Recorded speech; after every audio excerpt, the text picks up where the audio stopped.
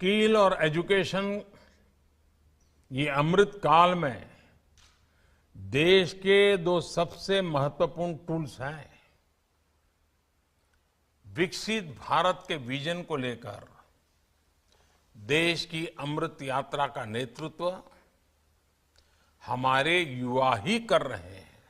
इसलिए अमृत काल के इस प्रथम बजट में युवाओं को और उनके भविष्य को सबसे ज्यादा अहमियत दी गई है।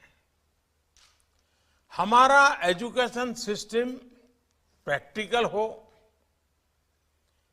इंडस्ट्री ओरिएंटेड हो, ये बजट इसकी नींव मजबूत कर रहा है। वर्षों से हमारा एजुकेशन सेक्टर रिजिडिटी का शिकार रहा। हमने इसको बदलने का प्रयास किया है। हमने एजुकेशन और स्किलिंग को युवाओं के एप्टीट्यूड और आने वाले समय की डिमांड के हिसाब से रीओरिएंट किया।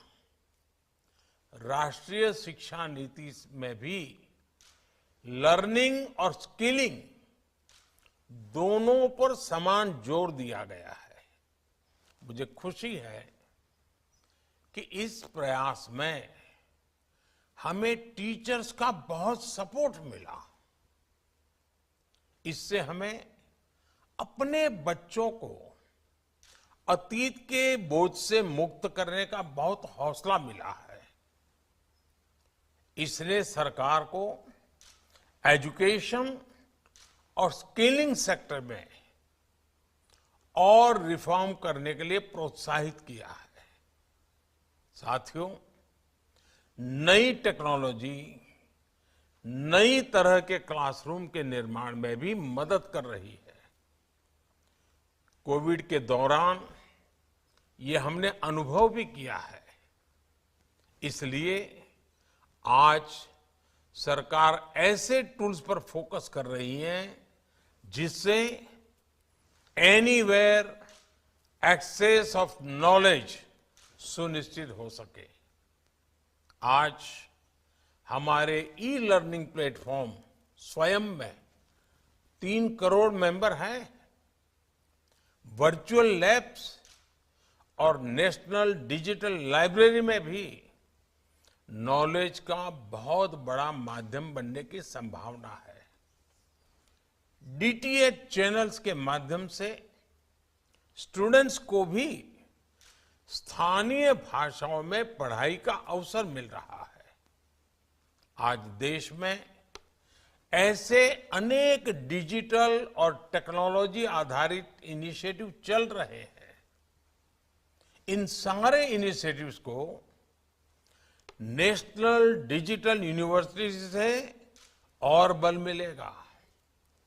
ऐसे फ्यूचरिस्टिक कदम हमारी शिक्षा, हमारी स्किल और हमारे ज्ञान विज्ञान के पूरे स्पेस को बदलने वाले हैं। अब हमारे टीचर्स की भूमिका सिर्फ क्लासरूम तक सीमित नहीं रहेगी। अब हमारे टीचर्स के लिए पूरा देश, पूरी दुनिया ही एक क्लासरूम की भांति होगा। ये टीचर्स के लिए अवसरों के नए द्वार खोलने वाला है। हमारे एजुकेशनल इंस्टीट्यूशंस के लिए भी अब देश भर से टीचिंग मटेरियल की अनेक प्रकार की विविधताएं, अनेक प्रकार की विशेषताएं, स्थानीय टच, ऐसी अनेक बातें उपलब्ध होने वाली है। और सबसे बड़ी बात, इससे गांव और शहर से स्कूलों के बीच जो खाई होती थी वो दूर होगी। सबको बराबरी के अवसर मिलेंगे। साथियों, हमने देखा है कई देश ऑन द जॉब लर्निंग पर विशेष बल देते हैं। बीते वर्षों में केंद्र सरकार ने अपने युवाओं को आउटसाइड द क्लासरूम एक्सपोजर देने के लिए इंटर्नशिप और अप्रेंटिसशिप को फोकस किया है।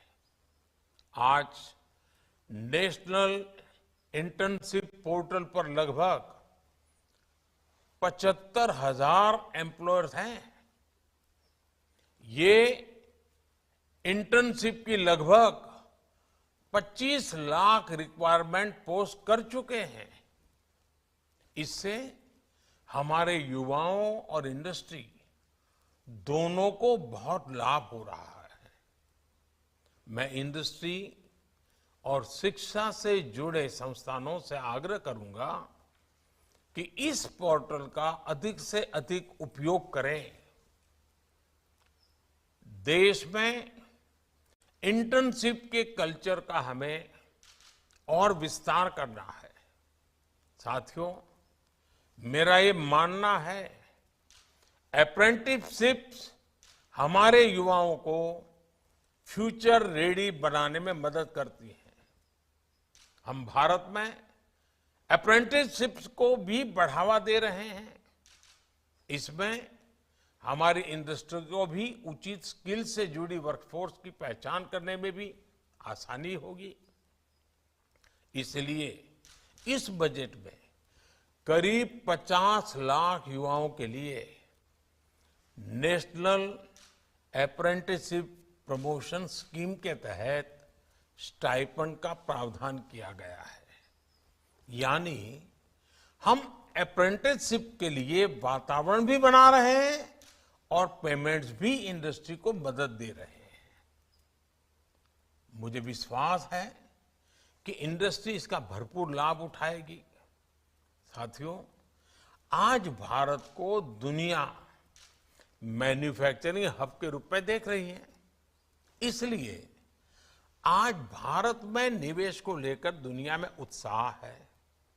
ऐसे में स्किल्ड वर्कफोर्स आज बहुत काम आती है।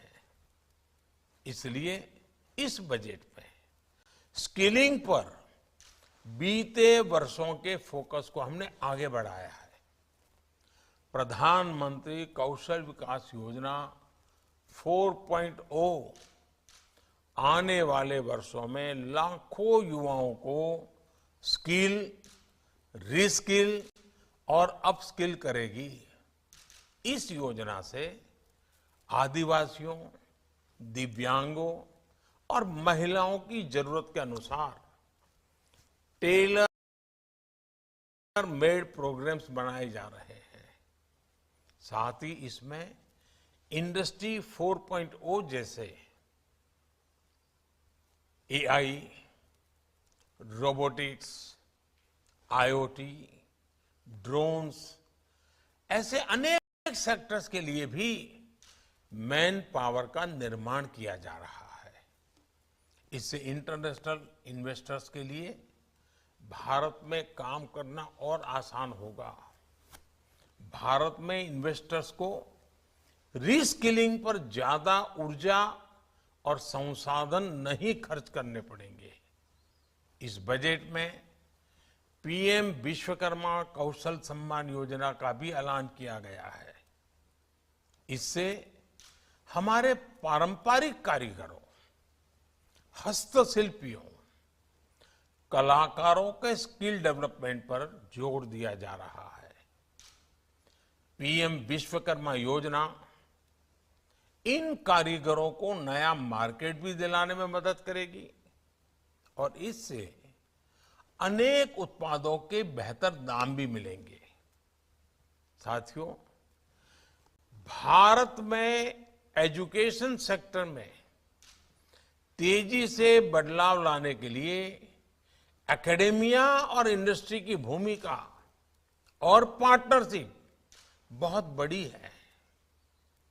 इससे मार्केट की जरूरत के हिसाब से रिसर्च संभव हो पाएगी और रिसर्च के लिए इंडस्ट्री से पर्याप्त फंडिंग भी मिलेगी। इस बजट में एआई के लिए जिन 3 सेंटर्स ऑफ एक्सीलेंस की बात की गई है, उनमें इंडस्ट्री एकेडेमिया पार्टनरशिप मजबूत होगी।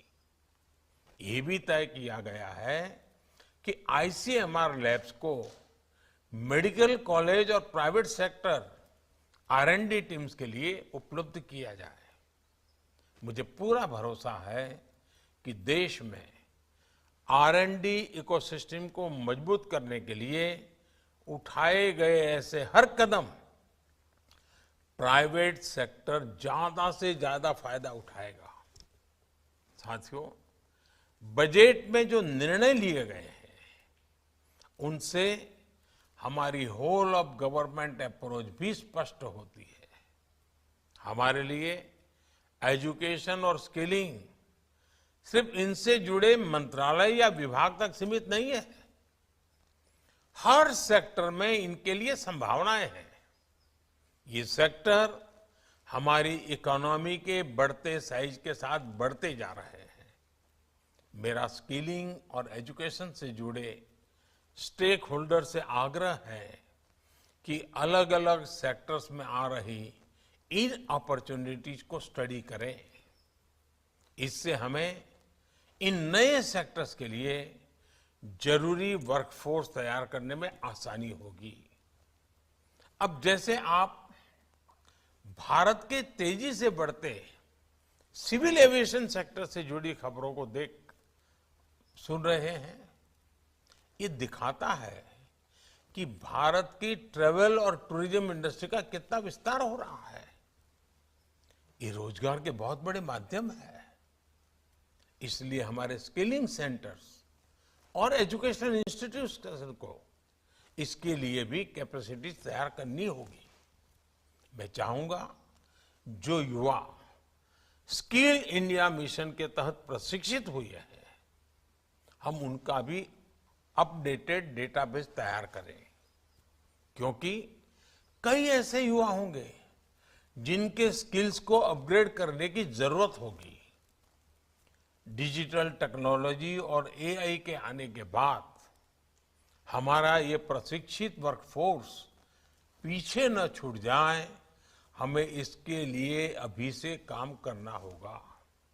साथियों, मुझे पूरा विश्वास है कि यहां फ्रूटफुल डिस्कशंस होंगे, बेहतर सुझाव आएंगे, बेहतर समाधान निकलेंगे और एक नए संकल्प के साथ, नई ऊर्जा के साथ हमारी युवा पीढ़ी के उज्जवल भविष्य के लिए इन महत्वपूर्ण क्षेत्र को आपके विचारों से समृद्ध कीजिए, आपके संकल्प से आगे बढ़ाइए